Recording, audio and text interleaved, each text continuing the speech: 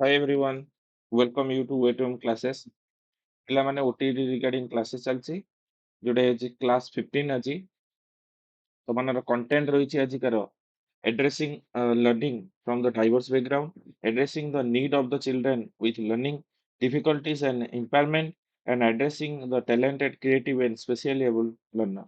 ତ ପିଲାମାନେ ଏଇ ଯୋଉ କ୍ଲାସଟି ରହିଛି OTT, OSTT, CTT, NE, TRT, TET exam ପାଇଁ ବହୁତ ଇମ୍ପୋର୍ଟାଣ୍ଟ। ତ ପିଲାମାନେ ଯଦି ତମମାନେ ଏଇ ଚ୍ୟାନେଲକୁ ପ୍ରଥମ ଥର ଭିଜିଟ୍ କରୁଛନ୍ତି ତାହେଲେ ସବସ୍କ୍ରାଇବ କରିନେବେ, ବେଲ୍ ଆଇକନକୁ ପ୍ରେସ୍ କରିଦେବେ, ଯେତେବେଳେ ବି କୌଣସି ନୂଆ ଭିଡ଼ିଓ ଅପଲୋଡ଼ ହେଉଛି ତମମାନଙ୍କୁ ନୋଟିଫିକେସନ ମାଧ୍ୟମରେ ମିଳିଯିବ। ତ ପିଲାମାନେ ତମମାନଙ୍କୁ କହିବାକୁ ଚାହୁଁଛି ଯେ ଯେତେବେଳେ ତମେମାନେ କ୍ଲାସରୁମରେ ପିଲାମାନଙ୍କୁ ପଢେଇବ ତ ସେତେବେଳେ ତମକୁ ଡାଇଭର୍ସ ବ୍ୟାକଗ୍ରାଉଣ୍ଡର ପିଲା ଥିବେ। ତ ଯୋଉମାନେ ସୋସିଆଲି ବହୁତ ପ୍ରୋବ୍ଲେମ ଫେସ୍ କରିଥିବେ, ଯୋଉମାନଙ୍କୁ ପାଠ ପଢିବାକୁ ଆଗକୁ ଦିଆଯାଏନି। ତମେ ଜାଣିଥିବ ପୂର୍ବରୁ ପୂର୍ବରୁ ଝିଅ ପିଲାମାନଙ୍କୁ ଏତେ ପାଠ ପଢିବା ପାଇଁ ସୁବିଧା ନଥିଲା। ତାଙ୍କୁ ସୋସାଇଟି ପାଠ ପଢିବା ପାଇଁ ଆଗକୁ ପ୍ରୋତ୍ସାହନ ଦଉନଥିଲା। ତ ତାପରେ ତମମାନେ ଦେଖିବ ସର୍ବଶିକ୍ଷା ଅଭିଯାନ ହଉ ବା ଆପଣଙ୍କର ବହୁତ ସ୍କିମ୍ ଆସିଛି, ସେ ସ୍କିମ୍ ବେସରେ ହଉ ପିଲାମାନଙ୍କୁ ପାଠ ପଢିବାର ସୁଯୋଗ ମିଳିଛି। ତ ତାକୁ କେମିତି ଡିଲ୍ କରିବ? ତ ବହୁତ ଫିଜିକାଲି ଇମ୍ପେୟାର୍ଡ ଷ୍ଟୁଡେଣ୍ଟ ମାନେ ଥାଆନ୍ତି। ତ ସେମାନଙ୍କୁ କିପରି ପଢେଇବ ଇନକ୍ଲୁସିଭ ଟର୍ମ ଅଣ୍ଡରରେ। ତ ତାପରେ ଥାନ୍ତି talented creative specially abled learner, ତାଙ୍କୁ ବି ତମେ ଡିଲ୍ କରିବ। ତ ଏଟା ହଉଛି ଏଇ କ୍ଲାସରେ ତମମାନଙ୍କୁ ଶିଖାଯିବ ଯେ କିପରି ତମମାନେ ତାଙ୍କୁ ପଢେଇବ। ତ ଏଥିରେ ବହୁତ କିଛି କ୍ୱେଶ୍ଚନ ଆସିଥାଏ। ଏ କ୍ୱେଶ୍ଚନ ଗୁଡିକ ତମକୁ ଡିଲ୍ କରିବାର ଅଛି। ତ ଦେଖ addressing learner from the diverse background କଣ? ଫାର୍ଷ୍ଟ ହଉଛି ଗର୍ଲ ଏଜୁକେସନକୁ ପ୍ରମୋଟ କରିବା ବହୁତ ଇମ୍ପୋର୍ଟାଣ୍ଟ। ତ ମନେ ରଖିଥିବ ଗର୍ଲସ ଏଜୁକେସନକୁ ପ୍ରମୋଟ କରିବାରେ ବର୍ତ୍ତମାନ ପ୍ରାଇମେରୀ ଲେଭେଲରେ ବେଶୀ ଇମ୍ପୋର୍ଟାନ୍ସ ଦିଆଯାଉଛି, କାରଣ ପ୍ରାଇମେରୀ ଗ୍ରାସ ରୁଟରୁ ଯଦି ପିଲାମାନଙ୍କୁ ଝିଅ ପିଲାମାନଙ୍କୁ ପାଠ ପଢିବାର ସୁଯୋଗ ମିଳିବ ତ ସେ ଆଗାମୀ ଦିନରେ ହାଇ ସ୍କୁଲ ହଉ, କଲେଜ ଲେଭେଲ ହଉ, ସେ ବୋଧେ ଆଗକୁ ବଢି ପାରିବେ। ତ ତମମାନଙ୍କୁ ଏଠି କ୍ୱେଶ୍ଚନ ବି ଆସିଥାଏ। ତ ଯାହା ବି ଅଣ୍ଡରଷ୍ଟାଣ୍ଡିଂ ବେସ୍ କ୍ୱେଶ୍ଚନ ଆସିବ ଏଠାରେ, ଏଟା ମନେ ରଖିଥିବ। ସେଥିପାଇଁ କୁହାଯାଏ most importantly educate the women can result the decrease social ଯୋଉଟା କି ହଉଛି issues like the corruption, child marriage, domestic abuse and more. ତାମାନେ ଯେତେବେଳେ କୌଣସି ଏଜୁକେଟେଡ କରାଯିବ ତ ଡିକ୍ରିଜ୍ ହେଇଯିବ ଏଇ ସବୁ ପ୍ରୋବ୍ଲେମ ଗୁଡାକ। ତମାନେ ମନେ ରଖିଥିବ ଯେମିତି କି ହଉଛି corruption, child marriage, domestic abuse, ଏଗୁଡା ସବୁ।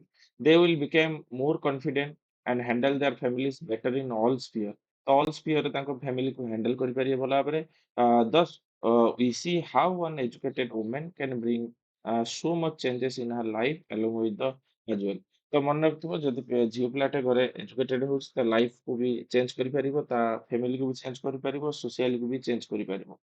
ସେଥିପାଇଁ କୁହାଯାଇଛି କଣ, if women educated then whole nation will educate. ମନେ ରଖିଥିବ। ତ ସେଇଥିପାଇଁ କୁହାଯାଇଛି DPP and SSA are playing the important role to making the girls education wide spread. ତ ମାନେ ଡିପିପି ହଉଛି ଆଉ ଏସ୍ଏସ୍ଏ ବିଷୟରେ ଆମେ ଜାଣିବା। ତ ସର୍ବଶିକ୍ଷା ଅଭିଯାନ ହଉଛି ଡିଷ୍ଟ୍ରିକ୍ଟ ପ୍ରାଇମେରୀ ଏଜୁକେସନ ପ୍ରୋଜେକ୍ଟ ମାଧ୍ୟମରେ ବି ପିଲାମାନଙ୍କୁ ଆମେ ଏନହାନ୍ସ କରିପାରିବା। ତ ମନେ ରଖିଥିବ ଏଇ ଦୁଇଟି ବହୁତ ଇମ୍ପୋର୍ଟାଣ୍ଟ ରୋଲ ପ୍ଲେ କରନ୍ତି ଗର୍ଲସ ଏଜୁକେସନକୁ ପ୍ରମୋଟ କରିବା ପାଇଁ ପ୍ରାଇମେରୀ ଲେଭେଲରୁ। ତ ମନେ ରଖ following factors for the girls education କଣ ରହିଛି ନା, according to national committee for women education, ଯିଏ କିଏ ଦେଇଥିଲେ, ଦୁର୍ଗା ଭାଇ ଦେଶମୁଖ ଦେଇଥିଲେ। ଇନ୍ 1958 ଟୁ 59 ଭିତରେ ରେକମେଣ୍ଡେସନ କରିଥିଲେ କିଛି ଗର୍ଲସ ଏଜୁକେସନ ପାଇଁ କିଛି ପଲିସି ରେକମେଣ୍ଡେସନ କରିଥିଲେ। ତ ପ୍ରଥମ କଣ ରହୁଛି ଆମକୁ ଜାଣିବାକୁ ପଡିବ। ପ୍ରଥମେ ଆମେ ଦେଖିପାରିବ ଯେ in the common school the separate toilet will be facilitated for the girls. ତ ମନେ ରଖ ଯେକୌଣସି ସ୍କୁଲରେ ସେପାରେଟ ଟଏଲେଟ ଫାସିଲିଟି କରାଯିବ ଗର୍ଲସ ମାନଙ୍କ ପାଇଁ, କାରଣ ଗୋଟେ କମନ ଟଏଲେଟରେ ବଏଜ ଆଉ ଗର୍ଲସ ଯାଇପାରିବେନି। ସେଥିପାଇଁ ଏଇଟା ଗୋଟେ ଫେସିଲିଟିସ୍ ଦରକାର, କାହିଁକିନା ସେ ପାଠ ପଢିତେ ଯାଉଛନ୍ତି, ତାଙ୍କ ସାମାଜିକ ସୁରକ୍ଷା ବି ଝିଅ ପିଲାଙ୍କ ପାଇଁ ନିତ୍ୟାନ୍ତ ଆବଶ୍ୟକ। ତାପରେ ଆମେ କଣ ଜାଣିବା ନା, give the special stipend for the girls and regarding the uniform and books ଏ ସବୁ ସ୍ପେଶିଆଲି ମିଳିବା ଦରକାର। ଯେମିତି ଝିଅ ପିଲାମାନେ ଦେଖିବ ହାଇସ୍କୁଲରେ ତମମାନଙ୍କୁ ସବୁ ଝିଅ ପିଲାଙ୍କୁ ମିଳୁଥିଲା କଣ, ସାଇକେଲ ମିଳୁଥିଲା। ତ ଏଇ ସବୁ ବୁକ୍ସ ଫ୍ୟାସିଲିଟି, ଆପଣଙ୍କ ୟୁନିଫର୍ମ ହଉ, ଷ୍ଟାଇପେଣ୍ଡ ହଉ, ଏ ସବୁ ମିଳିବା ଦରକାର। ହଁ, କିଏ କହିଥିଲେ ନା ମନେ ରଖିଥିବ ଦୁର୍ଗା ଭାଇ ଦେଶମୁଖ। ହେଲା, କେବେ ଦେଇଥିଲେ ନା 1958 ଟୁ 59 ଭିତରେ ଦେଇଥିଲେ। ତାପରେ available the hostel facility for the girl, ଯୋଉମାନେ ବହୁତ ଦୂରରୁ ଯୋଉ ଝିଅ ପିଲାମାନେ ପାଠ ପଢୁଛନ୍ତି ସେମାନେ ଏବେ ହଷ୍ଟେଲ ଫ୍ୟାସିଲିଟି ନିହାତି ଆବଶ୍ୟକ। ହଷ୍ଟେଲ ଫ୍ୟାସିଲିଟି ବିନା ସେ ଆଗକୁ ମାନେ ତାଙ୍କର ଯେହେତୁ ଘର ଦୂର ହେଇଥିବ, ବହୁତ କିଲୋମିଟର ହେଇଥିବ ସ୍କୁଲ ଠାରୁ, ଆଉ ସେମାନେ ପାଠ ପଢିବା ପାଇଁ ଅସୁବିଧା ହୁଏ। ତ ତାଙ୍କୁ ହଷ୍ଟେଲ ଫ୍ୟାସିଲିଟି ନିହାତି ଆବଶ୍ୟକ। ତାପରେ ସେ କଣ କହିଛନ୍ତି ଆମକୁ ଦେଖିବାକୁ ପଡିବ, ଆଉ କଣ ରେକମେଣ୍ଡେସନ ବା ପଲିସିସ୍ ରହିଛି। ତ ଆପଣ ଦେଖିପାରିବେ। ତ ଏଠି ଆପଣଙ୍କର ରହିଛି ଆକର୍ଡିଂ ଟୁ ଏନସିଏଫ 2005। ହଁ, ତ ଏନସିଏଫ୍ 2005 ଅନୁସାରେ ଆପଣଙ୍କୁ କଣ କୁହାଯାଇଛି there will be the no discrimination between the girls and boys in the field of curricular aspect.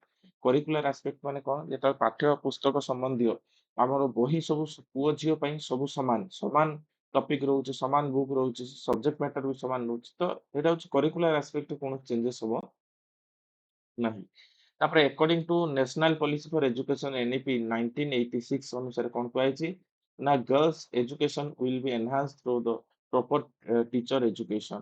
ତ ପ୍ରପର ଟିଚର ଏଜୁକେସନ ଅନୁସାରେ ଆମର ଗର୍ଲସ ମାନଙ୍କ ଏଜୁକେସନକୁ ପ୍ରମୋଟ କରାଯିବ କାହିଁକିନା ଶିକ୍ଷକ ଯେତେବେଳେ ପାଠ ପଢିବେ ତ ତାଙ୍କୁ ଠିକ ଭାବରେ ପାଠ ପଢା ଦରକାର। ଯେତେବେଳେ ସ୍କୁଲକୁ ଯିବେ ତ ତମାନଙ୍କର ଗର୍ଲସ ଆଉ ବଏଜ ଭିତରେ କୌଣସି ଡିସ୍କ୍ରିମିନେସନ କରିପାରିବେ।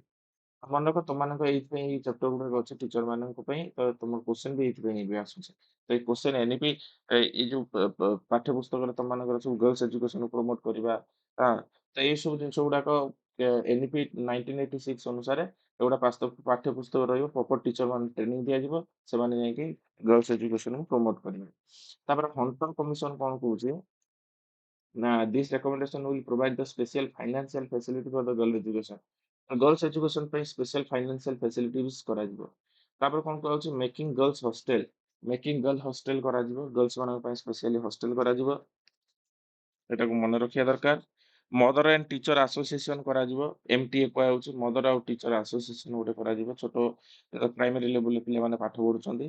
ତାପରେ କଣ ନା national program for the education for the girls at the elementary level elementary level ରେ girls ମାନଙ୍କ education ପାଇଁ national program policy କରାଯାଇଛି ତ ସେ ମାଧ୍ୟମରେ ଯୋଉଟା କି NPEGL ବୋଲି କୁହାଯାଉଛି NPEGEL ସେ ଅନୁସାରେ primary level girls education promote କରାଯିବ। ତାପରେ KGBV ସ୍କୁଲ ହଉଛି କସ୍ତୁରବା ଗାନ୍ଧୀ ବାଳିକା ବିଦ୍ୟାଳୟ ସ୍କୁଲ ଯୋଉଟା କୁହାଯାଉଛି ତ ଏ ମାଧ୍ୟମରେ କଣ ହବ ନା ପିଲାମାନଙ୍କୁ ଯୋଉ ପିଲାମାନେ ଘରଠାରୁ ବହୁତ ଦୂର ତାଙ୍କୁ ହଷ୍ଟେଲ ଫେସିଲିଟିସ୍ ପ୍ରମୋଟ କରାଯିବ ଯାହା ଦ୍ୱାରା ପିଲାମାନେ ହଷ୍ଟେଲ ଫ୍ୟାସିଲିଟି ମାଧ୍ୟମରେ ସେ ସ୍କୁଲ ପାଖରେ ହିଁ ରହିକି ପାଠ ପଢିପାରିବେ। ତ ଏ ହଉଥିଲା କଣ ଆପଣଙ୍କର ଗର୍ଲସ ମାନଙ୍କ ଏଜୁକେସନ ଉପରେ କୁହାଯାଉଛି। ତାପରେ ହଉଛି କଣ ନା girls education for the schedule tribe children. Schedule tribe ମାନେ ଗାଁ ଆଦିବାସୀ ପିଲାମାନଙ୍କ ପାଇଁ କିପରି ତମମାନଙ୍କର ପାଠ ପଢା ସୁବିଧା କରାଯାଇଛି କାହିଁକିନା ସେମାନେ ସୋସିଆଲି ବହୁତ ଡାଇଭରସିଫାଇଡ ହେଇକି ରହିଥାନ୍ତି ତ ତାଙ୍କ ପାଇଁ ବି ଏଜୁକେସନ ଦରକାର ନିତ୍ୟାନ୍ତ ଆବଶ୍ୟକ ଦରକାର ତ ସେ ବିଷୟରେ ଆମେ ଜାଣିବା।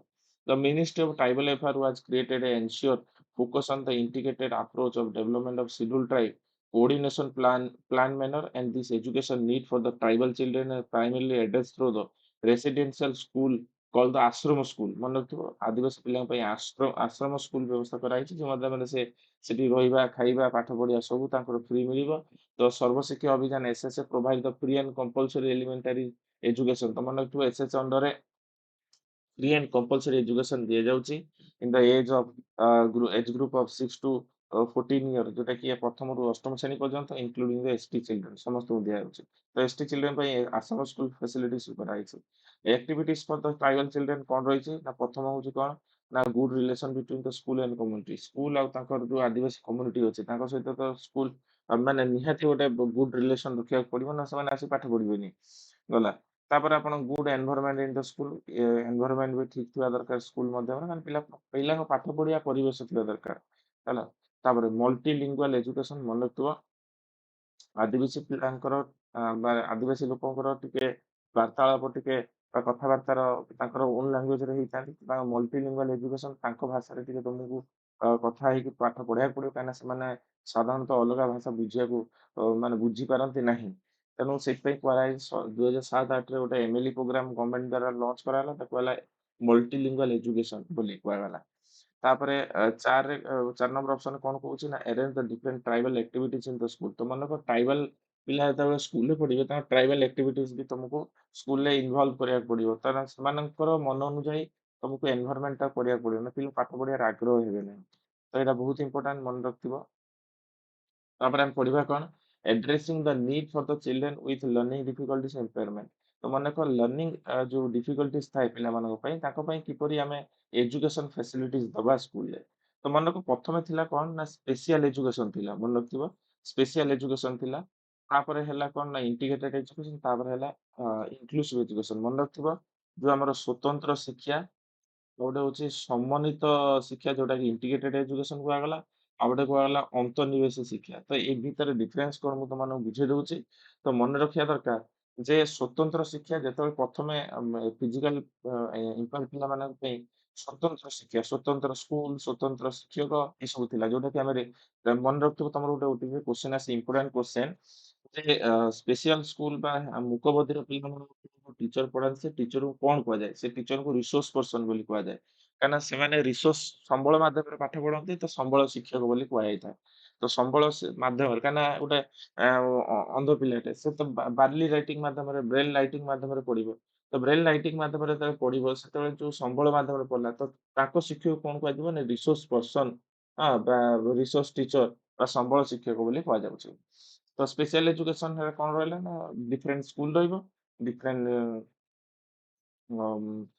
ଏଜୁକେସନ ପ୍ରୋସିଜିଅର ରହିବ, ଆଉ ଡିଫରେଣ୍ଟ ଟିଚର ରହିବେ। ପୁରା ଅଲଗା ଜେନେରାଲ ସ୍କୁଲ ଆଉ ସେମାନଙ୍କ ସ୍କୁଲ ଅଲଗା ରହିବ।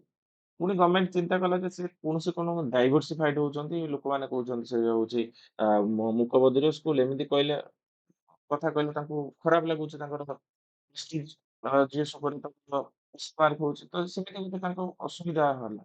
ଗଭର୍ଣ୍ଣମେଣ୍ଟ ଚିନ୍ତା କଲା ଯେ ଇଣ୍ଟିଗ୍ରେଟେଡ୍ ଏଜୁକେସନ ଫ୍ୟାସିଲିଟିସ୍ ଦବା। ଇଣ୍ଟିଗ୍ରେଟେଡ୍ ଏଜୁକେସନ ଫ୍ୟାସିଲିଟିସ୍ ରେ କଣ ରହିଲା?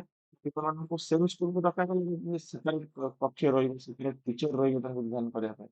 ତ ସେ ଇଣ୍ଟିଗ୍ରେଟେଡ୍ ଏଜୁକେସନ କିଭଳି ଚାଲିଲା, ସମନ୍ୱିତ ଶିକ୍ଷା ଚାଲିଲା। ତ ସେଥିରେ ବି ପିଲାମାନେ ଡାଇଭର୍ସ ହେଲେ। ତ ଜେନେରାଲ ପିଲାମାନେ ସେ ସେପାରେଟ ରୁମରେ ସେମାନେ ପଢୁଥିବେ ତାଙ୍କୁ ବି ମାନେ ପ୍ରୋବ୍ଲେମ ହେଲା ଗୋଟେ ଡାଇଭର୍ସିଫିକେସନ ହେଲା। ତ ସେ ସେଥିପାଇଁ ତାଙ୍କୁ କଣ କଲେ ଇନକ୍ଲୁସିଭ ଏଜୁକେସନ କରାଗଲା। ଅନ୍ତର୍ନିବେଶ ଶିକ୍ଷା ତାପରେ କଲେ। କଣ ନା ସେମ୍ କ୍ଲାସରେ ସବୁ ପ୍ରକାର ପିଲା ବସିବେ। ଭଲ ପିଲା ବି ବସିବେ, ଫିଜିକାଲି ହ୍ୟାଣ୍ଡିକ୍ୟାପ୍ଟ ପିଲା ବି ବସିବେ, ମୁକ ବଧିର ପିଲା ବି ବସିବେ, ସବୁ ବସିବେ ଏଠି ପାଠ ପଢିବେ। ଏଇଟା ହଉଛି ଧୀରେ ଧୀରେ ତ ବର୍ତ୍ତମାନ ଚାଲିଛି ଇନକ୍ଲୁସିଭ ଏଜୁକେସନ। ବିଏଡ୍ ପିଲା ତମମାନେ ଜାଣିଥିବ ଗୋଟେ ଇନକ୍ଲୁସିଭ ଏଜୁକେସନ ବୋଲି ବୁକ୍ସ ଅଛି। ବୁକ୍ସରେ ତମକୁ ସେଟା ଡିସକସ କରାଯାଏ କିପରି ପଢିବ। ତ ଏଇଟା ହଉଛି ତୁମର କଣ ନା ଏଇ ଉପାୟରେ ପଢିବ। ତ ଆମେ ଟିକେ ବୁଝିନବା କଣ ରହୁଛି କନସେପ୍ଟ ଗୁଡାକ। ତ ହଉଛି କଣ ନା ଆମେ ଫାଷ୍ଟ କମ୍ପାରିଜନ କରୁଛନ୍ତି ଦେଖିପାରିବ special education, integrated education, inclusive comparison ଗୁଡା ବୁଝିବା। ପ୍ରଥମ number point separate education and separate schooling facility for the special able children ଯୋଉଟା କହିଲି। ଭିନ୍ନକ୍ଷମ ଶିକ୍ଷାର୍ଥୀ ଓ ସ୍ୱତନ୍ତ୍ର ବିଦ୍ୟାଳୟରେ ପାଠ ପଢିବା ପାଇଁ ବ୍ୟବସ୍ଥା କରାଯାଇଥାଏ। ଏଟା ହଉଛି କଣ ନା ସ୍ପେଶାଲ ଏଜୁକେସନ କ୍ଷେତ୍ରରେ। କିନ୍ତୁ ଇଣ୍ଟିଗ୍ରେଟେଡ ରେ କଣ କୁହାଗଲା? Physical able children getting education in a definite of particular of school and particular resource person classroom are available in them। ଭିନ୍ନକ୍ଷମ ଶିକ୍ଷାର୍ଥୀଙ୍କୁ କେତେକ ନିର୍ବାଚିତ ବିଦ୍ୟାଳୟରେ ପଢିବା ପାଇଁ ବ୍ୟବସ୍ଥା କରାଯାଇଥିଲା ଏବଂ ଯେଉଁଠି ସମସ୍ତ ସୁବିଧା ସୁଯୋଗର ବ୍ୟବସ୍ଥା ରହିଛି। କିଛିଟା ସ୍କୁଲ ଚୁନା ଗଲା ସେ ସ୍କୁଲ ହିଁ ରହିବ। ସେଠି ଜେନେରାଲ ପିଲା ବି ପଢିବେ ଏମାନେ ପଢିବେ କିନ୍ତୁ ତାଙ୍କ ପାଇଁ ସେପାରେଟ କକ୍ଷ ରହିବ, ସେପାରେଟ ଟିଚର ରହିବେ। ତ ତାଙ୍କ ଟିଚରକୁ କଣ କୁହାଗଲା? ରିସୋର୍ସ ପର୍ସନ କୁହାଗଲା। ମନେ ରଖିଥିବ। ହେଣ୍ଡିକେପ୍ଟ ପିଲାମାନଙ୍କୁ ବା ମାନେ ଫିଜିକାଲି ପିଲାମାନଙ୍କୁ ପଢିବାକୁ ହେଲେ ତାଙ୍କୁ କୁହାଯାଉଛି କଣ ନା ତାଙ୍କର ହଉଛି ଶିକ୍ଷକଙ୍କୁ କୁହାଯାଏ ରିସୋର୍ସ ପର୍ସନ। ତାପରେ ଇନକ୍ଲୁସିଭ ଟର୍ମ ଯେତେବେଳେ ହେଲା it is educational facilities for the physically abled children in the one ନା ହଁ children in near by the home or near ଯୋଉଟା କହୁଛି ନେବରହୁଡ ଯୋଉଟା କି ଭିନ୍ନକ୍ଷମ ଶିକ୍ଷାର୍ଥୀ ତାର ଘର ନିକଟବର୍ତ୍ତୀ ବିଦ୍ୟାଳୟରେ ପଢିବ। ନିକଟବର୍ତ୍ତୀ ବିଦ୍ୟାଳୟ ମାନେ ଜେନେରାଲ କ୍ଲାସ ରୁମରେ। ଏଟାକୁ ମନେ ରଖିଥିବ। ତାପରେ 2 ନମ୍ବର ପଏଣ୍ଟକୁ ଆସିବା ସ୍ପେଶାଲ ଏଜୁକେସନରେ। କଣ କହୁଛି ନା ମଚ୍ ମୋର ଏକ୍ସପେଣ୍ଡିଚର ଅକର ଇନ ଦ ସ୍ପେଶାଲ ବା ସ୍ପେଶାଲ ଏଜୁକେସନ ପ୍ରୋସେସରେ। ତ ମନେ ରଖିଥିବ ଏଇ ଯୋଉ ସ୍ପେଶାଲ ଏଜୁକେସନ ଅଧିକ ଖର୍ଚ୍ଚ କରାଗଲା, ସେପାରେଟ ସ୍କୁଲ କରାଗଲା, ସେପାରେଟ ଟିଚର ଦିଆଗଲା, ସେପାରେଟ ରିସୋର୍ସେସ ଦିଆଗଲା। ତାପରେ କଣ ହେଲା ନା ଆମେ ପଢିବା ହଉଛି ଇଣ୍ଟିଗ୍ରେଟେଡ ଏଜୁକେସନ କଣ କୁହାଗଲା? Here expenditure occurs expenditure occurs comparable to the less than the special education ତୁଳନାରେ ଏଠି ଟିକେ କମ କରାଗଲା। କାହିଁକିନା ସେମାନେ ଜେନେରାଲ ସ୍କୁଲରେ ପଢିଲେ। ତ ସେଥିପାଇଁ ସ୍ପେଶାଲ ବିଲ୍ଡିଂ ଆଉ ତିଆରି କରିବାର ନାହିଁ। ତାପରେ କଣ କୁହାଗଲା? ଇଣ୍ଟିଗ୍ରେଟେଡ ନା ଇନକ୍ଲୁସିଭ ଏଜୁକେସନ କଣ କୁହାଗଲା? ନା comparable to all the expenditure is cost effective। ଖର୍ଚ୍ଚ ଦୃଷ୍ଟିରୁ ଏଟା ଖୁବ ଲାଭପ୍ରଦ। ତ ଏଠି ବହୁତ କମ ଖର୍ଚ୍ଚ ହେଲା। ମାନେ ସବୁ ସ୍କୁଲର ପିଲାମାନେ ଦୂର ଦୂରାନ୍ତ ଅଲଗା କିଛି ସ୍କୁଲକୁ ଯିବେ ନିଜ ନିଜ ଗାଁ ସ୍କୁଲ ପଢିଲେ ଜେନେରାଲ ସ୍କୁଲରେ ପାଠ ପଢିଲେ। ସେଥିପାଇଁ କିଛି ଖର୍ଚ୍ଚ ଏକ୍ସଟ୍ରା ହବାର ନାହିଁ। ତାପରେ 3 ନମ୍ବର ପଏଣ୍ଟ ଦେଖିବା special ଏଜୁକେସନରେ। In special education, physical able children pupils getting education in the base of sympathy with with others, so they are identified as a special group। ତ ମନେ ରଖିଥିବ ସେଥିପାଇଁ ସ୍ପେଶାଲ ସିମ୍ପାଥି ଦୃଷ୍ଟିରୁ special education ହେଲା ତ sympathy ଦୃଷ୍ଟିରୁ ତାଙ୍କ କିଛି ଦୃଷ୍ଟିରୁ ତାଙ୍କୁ ଡାଇଭର୍ସିଫାଇଡ୍ କରାହଉଥିଲା। ସେଥିପାଇଁ ତାଙ୍କୁ ଏ ପଏଣ୍ଟ ଅନୁସାରେ ତାକୁ ଡାଇଭର୍ସିଫାଇଡ୍ କରାଗଲା ଯେ କଣ ନା ସେମାନେ ଗୋଟେ ସେପାରେଟ୍ ସ୍କୁଲରେ ପଢୁଛନ୍ତି, ସେପାରେଟ୍ ତାଙ୍କ ପାଇଁ ସ୍କୁଲ ଅଛି। ତାପରେ କଣ କଲା ହିୟର ଆମେ ଇଣ୍ଟିଗ୍ରେଟେଡ୍ ଏଜୁକେସନ ଦେଖିବା। Here, the rights of the physically able children are identified, but they are not getting proper facilities from the government. ତ ମନେ ରଖିଥିବ ଏ କ୍ଷେତ୍ରରେ କଣ ହେଲା ନା ସ୍ପେସିଆଲ ଏବିଲିଟି ବା ସ୍ପେଶାଲ ଏବୁଲ ଚିଲଡ୍ରେନ ମାନଙ୍କ ପାଇଁ କୌଣସି ସ୍ପେଶାଲ ଆରେଞ୍ଜମେଣ୍ଟ ତାଙ୍କୁ ଗଭର୍ଣ୍ଣମେଣ୍ଟ ତରଫରୁ ମିଳିଲା ନାହିଁ। ଯାହା ଫଳରେ ସେମାନେ ଗୋଟିଏ ସ୍କୁଲରେ ପାଠ ପଢିଲେ କିନ୍ତୁ ସେପାରେଟ କ୍ଲାସ ରୁମରେ। ତାପରେ ଇନକ୍ଲୁସିଭ ଏଜୁକେସନ କଣ କୁହାଗଲା ନା here the rights of the PWD candidates are identified and so getting the proper education according to the need। ତାମାନେ ଇନକ୍ଲୁସିଭ ଏଜୁକେସନ ଯେତେବେଳେ ଇଣ୍ଟ୍ରୋଡ୍ୟୁସ କରାଗଲା ସେମାନଙ୍କୁ ଭଲ ଭାବରେ ତାଙ୍କ ନିଡ୍ କୁ ପରଖାଗଲା ଆଉ ତାଙ୍କୁ ସୁବିଧା ସୁଯୋଗ ମିଳିଲା। ତାପରେ 4 ନମ୍ବର ଅପସନରେ ସ୍ପେଶାଲ ଏଜୁକେସନ କଣ କହୁଛି ନା here the student getting less opportunity to participate the different programmes. ତ ଡିଫରେଣ୍ଟ ପ୍ରୋଗ୍ରାମ ଯେତେବେଳେ ହବ ତ ମୂକବଧିର ପିଲାମାନେ ସେମାନେ ପାର୍ଟିସିପେଟ କରିବାକୁ ସୁଯୋଗ ମିଳେନି। ଇଣ୍ଟିଗ୍ରେସନ ଏଜୁକେସନ ହେଲା ଯେତେବେଳେ in the integration education process student will get much more facilities compared to the special education ତୁଳନାରେ ତାଙ୍କୁ ସୁବିଧା ମିଳିବ। କିନ୍ତୁ ଆମର ଇନକ୍ଲୁସିଭ ଏଜୁକେସନ କଣ ହେଲା ନା but in the inclusive education student will get much more facilities compare to the all. ତାମାନେ ଏଇ ଯୋଉ ଇଣ୍ଟିଗ୍ରେଟେଡ୍ ଆଉ ସ୍ପେଶାଲ ତୁଳନାରେ ଇନକ୍ଲୁସିଭ ଏଜୁକେସନ ସବୁ ସୁବିଧା ଅଛି। ଜେନେରାଲ ପିଲା ଯୋଉଥିରେ ଭାଗ ନେବେ ସେଥିରେ ବି ମୁକବଧିର ପିଲାମାନେ ଭାଗ ନେବେ। ତ ଇନକ୍ଲୁସିଭ ଟର୍ମ ବୋଲି କୁହାଯାଉଛି। ତାପରେ ଆସିଲେ କଣ ନା ସ୍ପେଶାଲ ଏଜୁକେସନ ଦେଖିବା। In the special education process, the special teacher and educator ସେମାନେ ରହିଲେ। ଆଉ ଆମେ ଇଣ୍ଟିଗ୍ରେଟେଡ୍ ଦେଖିବା ହିୟର ଦ ରିସୋର୍ସ ପର୍ସନ ମନେ ରଖିଥିବ ଇଣ୍ଟିଗ୍ରେଟେଡ୍ ଯୋଉ ଟିଚର ପଢାନ୍ତି ତାକୁ ରିସୋର୍ସ ପର୍ସନ ବୋଲି କୁହାଯାଇଥାଏ। କ୍ୱେଶ୍ଚିନ୍ ଆସେ ବାରମ୍ବାର ଦେଖିବ ପୂର୍ବରୁ ବି ଓଟିଟି ଏକ୍ସାମରେ ଆସିଛି। There are the advantage in the teaching learning ପ୍ରୋସେସରେ ସେମାନେ ରହୁଛନ୍ତି। ବଟ୍ ଇନ୍ ଦ ଇନକ୍ଲୁସିଭ ଏଜୁକେସନରେ କଣ କୁହାଗଲା ନା education process all categories of the student will get. ତ ଅଲ୍ କ୍ୟାଟେଗୋରିର ପିଲାମାନେ ସେଠି ପାଇପାରିବେ। କୋଉଥିରେ? ନାଇଁ ଇନକ୍ଲୁସିଭ ହେଲା। ଏଇଟା ଥିଲା ତାଙ୍କର ସିଷ୍ଟମାଟିକ ମନେ ରଖିଥିବ। ତାପରେ 6 ନମ୍ବର ଅପସନ ଦେଖିବା। In the special education curriculum is different from all. କାରଣ ସ୍ପେଶାଲ ଏଜୁକେସନ ଯୋଉ କରିକୁଲମ ଟା ବନୁଛି ଅଲଗା ଜେନେରାଲ ପିଲାଙ୍କ କରିକୁଲମ ଅନୁସାରେ ବା ପାଠ୍ୟ ପୁସ୍ତକ ଅନୁସାରେ ସେଟା ଅଲଗା ରହୁଛି। କିନ୍ତୁ ଆମେ ଦେଖିବା ଆମର integrated education and integrated education process the curriculum and teaching is based on the subject centric ରେ ରହିବ ବିଷୟବସ୍ତୁ କେନ୍ଦ୍ରିକ ରହିବ। ଆଉ ଇଣ୍ଟିଗ୍ରେଟେଡରେ କଣ କୁହାଗଲା ନା in the inclusive education curriculum and teaching process based upon the learner centric and learning centric ଉପରେ ରହୁଛି। ତାମାନେ ଇଏ ଶିକ୍ଷାର୍ଥୀ କୈନ୍ଦ୍ରିକ ଆଉ ଶିକ୍ଷଣ କୈନ୍ଦ୍ରିକ ଉପରେ ପର୍ଯ୍ୟବେସିତ ରହୁଛି। କୋଉଟା ଇନକ୍ଲୁସିଭ କୋଉଟା ଭଲ ଆମେ ଜାଣିଛନ୍ତି ତିନି ପ୍ରକାର ଥାଏ। ଯୋଉଟା କି ସେଣ୍ଟ୍ରିକ ବୋଲି ଆମେ ଜାଣନ୍ତି। ଗୋଟେ ହଉଛି ଆ ଯୋଉ ଟିଚର ସେଣ୍ଟ୍ରିକ, ଗୋଟେ ହଉଛି ପୁପିଲ ସେଣ୍ଟ୍ରିକ, ଗୋଟେ ହଉଛି ଆମର କଣ ନା ଲର୍ନର ସେଣ୍ଟ୍ରିକ। ତ ଲର୍ନର ସେଣ୍ଟ୍ରିକ ଆଉ ବା ପୁପିଲ ସେଣ୍ଟ୍ରିକ ଟା ବହୁତ ଇମ୍ପୋର୍ଟାଣ୍ଟ ଥାଏ ପାଠ ପଢିବା କ୍ଷେତ୍ରରେ। ତାପରେ ଦେଖିବା ସ୍ପେଶାଲ ଏଜୁକେସନ 7 ନମ୍ବର ପଏଣ୍ଟ କଣ କହୁଛେ। In special education, on the category of learner are getting admission according to their need, like the blind child admitted in blind school। ତାମାନେ ଯୋଉମାନେ ଅନ୍ଧ ସ୍କୁଲରେ ପଢିବେ, ଯୋଉମାନେ ମୂକ ସ୍କୁଲରେ ପଢିବେ, ତ କାଟେଗୋରୀ ନେଇକି ବି ସ୍କୁଲ ଅଛି। ସେମାନେ ହାଇଲି ଡିସକ୍ରିମିନେଟେଡ ହଉଛନ୍ତି।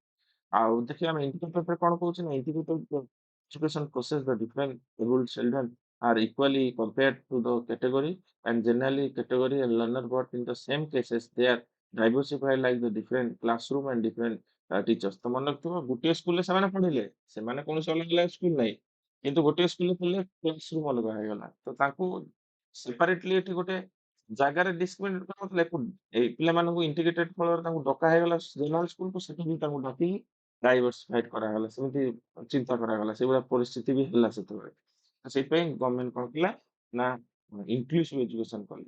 ତ ଗୋଟେ କ୍ଲାସରେ ସବୁ ମିଶିକି ପାଠ ପଢିବ। ସେଥିପାଇଁ ଟିଚର ମାନଙ୍କର ଜେନେରାଲ ବିଏଡ ରେ ବି ଇନକ୍ଲୁସିଭ ଏଜୁକେସନ ବୋଲି ସବଜେକ୍ଟ ଟା ମର୍ଜ କରାଗଲା। ତାମାନେ ଏଠି ଡିଫରେଣ୍ଟ କ୍ଲାସରୁମ ଫଳରେ ସେମାନେ ଡାଇଭର୍ସିଫାଇଡ ହେଲେ ହେଲା। ତାପରେ ଆମେ ଜାଣିବା କଣ ନା ଆମର ହଉଛି 7 ନମ୍ବର ପଏଣ୍ଟରେ କଣ କହୁଛି ନା ଇନକ୍ଲୁସିଭ ଏଜୁକେସନରେ but in the inclusive education process the disable children compare to the same age the general category of the learner. ତ ଜେନେରାଲ କ୍ୟାଟେଗୋରୀ ପିଲାଙ୍କ ସହିତ ତାଙ୍କୁ କଣ କରାଗଲା ତୁଳନା କରାଗଲା। ତାପରେ 8 ନମ୍ବର ପଏଣ୍ଟ ଦେଖିବା ଆମର ସ୍ପେଶାଲ ଏଜୁକେସନ କଣ କହୁଛି that is no possible self esteem ଏବଂ ଦେମ୍। ତ ତାଙ୍କ ଭିତରେ ଭିନ୍ନକ୍ଷମ ଶିକ୍ଷାର୍ଥୀ ମଧ୍ୟରେ ଆତ୍ମସମ୍ମାନ ଖୁବ କମ ଥାଏ ଏଠାରେ। ଆତ୍ମସମ୍ମାନ ନଥାଏ ସେମାନେ ନିଜକୁ କୁହନ୍ତି ଆମେ ମୂକ ବଧିର, ଆମେ କଣ କରିପାରିବୁ? ଏଭଳିଆ ତାଙ୍କ ମନରେ ଧାରଣା ଆସିଥାଏ। ଯାହା ଫଳରେ ସେମାନେ ସେଲ୍ଫ ଏଷ୍ଟୀମ୍ ହରେଇ ବସିଥାନ୍ତି। କିନ୍ତୁ ଆମେ ଇଣ୍ଟିଗ୍ରେଟେଡ୍ ଏଜୁକେସନ ସେ ଜାଗାରେ କଣ ହେଲା ଆମେ ଦେଖିବା there is no changes about the self esteem ଏଠାରେ ଆତ୍ମସମ୍ମାନର କୌଣସି ପରିବର୍ତ୍ତନ ହୋଇନାହିଁ। ଏଥିରେ ବି ସେମାନେ ଜେନେରାଲ ପିଲାଙ୍କ ସହିତ ଗୋଟେ ସେକେଣ୍ଡାରୀ ସ୍କୁଲରେ ସେମ୍ ସ୍କୁଲରେ ପଢିଲେ କିନ୍ତୁ ସେପାରେଟ କ୍ଲାସରୁମରେ ପଢିଲେ ସେଠି ବି ତାଙ୍କୁ ମାଡ଼ହାଣ୍ଡି ହେଲା। ଯାହାଫଳରେ ସେମାନେ ନିଜକୁ ମନେ ଆମର ପାଠ ଦେଖିବା ଆମର ଇନକ୍ଲୁସିଭରେ କଣ କହୁଛି ନା here the high number of self esteem are created among the all category and student and because of that the is no barrier among them ତାଙ୍କ ମଧ୍ୟରେ କୌଣସି barrier ରହିଲା ନାହିଁ। ତ ସାମାଜିକ ବାଧାବିଘ୍ନ ନଥିବାରେ ଏଠାରେ ଶିକ୍ଷାର୍ଥୀମାନଙ୍କ ମଧ୍ୟରେ ଅଧିକ ପରିମାଣରେ ଆତ୍ମସମ୍ମାନ ବୃଦ୍ଧି ପାଇଥାଏ। ତ ପିଲାମାନେ ଇନକ୍ଲୁସିଭରେ ଅଧିକ ଆତ୍ମସମ୍ମାନ ବୃଦ୍ଧି ପାଇଥାଏ। ମନେକର ଅଣ୍ଡରଷ୍ଟାଣ୍ଡିଂ ଇଂଲିଶରେ କ୍ୱେଶ୍ଚିନ୍ ଆସିବ ଆରାମସେ ଆନ୍ସର ଦବ। ଇନକ୍ଲୁସିଭରେ ପଚାରୁଛି କି ଇଣ୍ଟିଗ୍ରେଟେଡରେ ପଚାରୁଛି ସ୍ପେଶାଲ ଏଜୁକେସନରେ ପଚାରୁଛି। କ୍ୱେଶ୍ଚିନ୍ ମୁଁ ଏଇଠି ତମକୁ ଓଡିଆ ଇଂଲିଶରେ ଲେଖା ହେଇଯାଇଛି ତମମାନେ ଏକୁ ଲେଖିଦବ ଯେତେବେଳେ କ୍ଲାସ ଟି କରୁଛ ଲେଖିଦବ କାରଣ ଏଥର ବହୁତ କ୍ୱେଶ୍ଚିନ୍ ଆସିଥାଏ ଆଗାମୀ ଦିନରେ। ତ ତାପରେ ଆମେ ଜାଣିବା କଣ ନା ଡିଫରେଣ୍ଟ ଟାଇପ୍ସ ଅଫ ଡିଜାବିଲିଟିସ୍ ତ କେତେ ପ୍ରକାର ଡିଜାବିଲିଟି ଅଛି ବହୁତ କ୍ୱେଶ୍ଚିନ୍ ଆସିଥାଏ। ଗୋଟେ ହଉଛି ବ୍ଲାଇଣ୍ଡ ବୋଲି ଆମେ କହୁଛନ୍ତି ଯୋଉଟା କି ଆମେ ଦୃଷ୍ଟିହୀନ ବୋଲି କହୁଛନ୍ତି। ତାପରେ ହଉଛି ଲୋ ଭିଜନ ସ୍ୱଳ୍ପ ଦୃଷ୍ଟି ସମ୍ପନ୍ନ ବି ଥାନ୍ତି। ଲେପ୍ରୋସି କୋଡ୍ ବୋଲି ଆମେ କହୁଛନ୍ତି ଯୋଉଟା କୁଷ୍ଠ ରୋଗ ମୁକ୍ତ ବୋଲି ଆମେ କହୁଛନ୍ତି। ତାପରେ ହିୟରିଂ ଇମ୍ପେୟାରମେଣ୍ଟ ଶ୍ରବଣ ବାଧିତ ବୋଲି ଆମେ କହୁଛନ୍ତି ଶୁଣି ପାରନ୍ତିନି ଭଲସେ। ତାପରେ ଲୋକମୋଟର ଡିଜାବିଲିଟି ଚାଲିବାର ଅସୁବିଧା ହୁଏ ଯୋଉ ଲୋକମୋଟର ଡିଜାବିଲିଟି ଯୋଉମାନଙ୍କ ଶିରା ପ୍ରଶିରାର ପ୍ରୋବ୍ଲେମ ଥାଏ ସେମାନେ ଚାଲିପାରନ୍ତିନି ଧରିକି ଆଶା ବାଡି ଧରିକି ଆସନ୍ତି ବା ହ୍ୱିଲ ଚେୟାରରେ ଆସନ୍ତି ସ୍କୁଲ। ହଁ ତ ସେମାନଙ୍କୁ କିପରି ଆମେ ଡିଲ୍ କରିବା? ତାପରେ ମେଣ୍ଟାଲ ରିଟାର୍ଡନେସ୍ ମାନସିକ ରୋଗୀ ଯୋଉମାନେ ଥାନ୍ତି ସେମାନେ କଣ ପାଠ ପଢିବେନି ସେମାନେ କମ ବୁଝନ୍ତି। ସେମାନଙ୍କୁ ବି ଆମେ ଡିଲ୍ କରିବାକୁ ପଡିବ। ତାର ମେଣ୍ଟାଲ ସିକନେସ୍ ବା ମାନସିକ ଅସୁସ୍ଥତା ବି ଯୋଉମାନେ ଥାନ୍ତି ରୋଗରେ ପଡିକି ମାନସିକ ଅସୁସ୍ଥ ହେଇଯାଇଛନ୍ତି ବା କୌଣସି ମାନେ କୌଣସି ଇନସିଡେଣ୍ଟ ତାଙ୍କ ସହିତ ଘଟିଛି ସେ ମାନସିକ ସ୍ତରରେ କୌଣସି ଫିଟ୍ ନାହାନ୍ତି ତାଙ୍କୁ ବି ଆମକୁ ଡିଲ୍ କରିବାର ଅଛି। According to 1919 ନ୍ୟାସନାଲ ଟ୍ରଷ୍ଟ ସେ କଣ କହିଲେ ନା 4 ପ୍ରକାରର ଏବେ ଡିଜାବିଲିଟିସ୍ ଥାନ୍ତି ଜେନେରାଲି ଯୋଉଟା କି ଅଟୋଇଜିମ୍ କହୁଛନ୍ତି ଯେ ଶାରୀରିକ ଗଠନରେ ଅସୁସ୍ଥତା ବା ବିକଳାଙ୍ଗ ବୋଲି ଆମେ କହୁଛନ୍ତି। ତାପରେ ଆଉ କଣ ରହୁଛି ନା ସେରେବ୍ରାଲ ପ୍ଲାସି ମାନସିକ ପକ୍ଷାଘାତ ବା ପାରାଲିସିସ୍ ବୋଲି ଆମେ କହୁଛନ୍ତି। ଆଉ ଗୋଟେ ଥାଏ ମଲ୍ଟିପୁଲ ଡିଜାବିଲିଟି ଯୋଉ ବହୁବିଧ ଅକ୍ଷମତା ବି ଥାଏ। ତାପରେ ମେଣ୍ଟାଲି ରିଟାର୍ଡନେସ୍ ମାନସିକ ଅନୁଗ୍ରହ ସବୁ ଥାଏ। ଏସବୁ ପ୍ରକାର ବି କିଏ କହୁଛନ୍ତି ନା ଆକର୍ଡିଂ ଟୁ 1990 ନ୍ୟାସନାଲ ଟ୍ରଷ୍ଟ ଅଣ୍ଡରରେ 4 ପ୍ରକାର ଡିଜାବିଲିଟି ବି ଅଛି ଚିହ୍ନଟ କରାଯାଇଛି। ତାପରେ କଣ କୁହାହଉଛି ବ୍ଲାଇଣ୍ଡନେସ୍ ପିଲାମାନଙ୍କୁ ଆମେ କିପରି ପଢିବା ଆମକୁ ଜାଣିବାକୁ ପଡିବ। ପ୍ରଥମେ ବ୍ଲାଇଣ୍ଡନେସ୍ ଅନ୍ଧ ପିଲାମାନେ ଇନକ୍ଲୁସିଭ ଟର୍ମରେ କୁହାଗଲା ଯେ ପିଲାମାନେ ଆସିବେ ଜେନେରାଲ କ୍ଲାସରେ ପଢିବେ। ତ ଆପଣମାନଙ୍କୁ ଜେନେରାଲ କ୍ଲାସ ବ୍ଲାଇଣ୍ଡନେସ୍ ପିଲା ବି କିଛି ଥିବେ ତାଙ୍କୁ ବି ଡିଲ୍ କରିବାର ଅଛି। ଏଇଟା ଶିଖାଯାଉଛି ଏଠାରେ।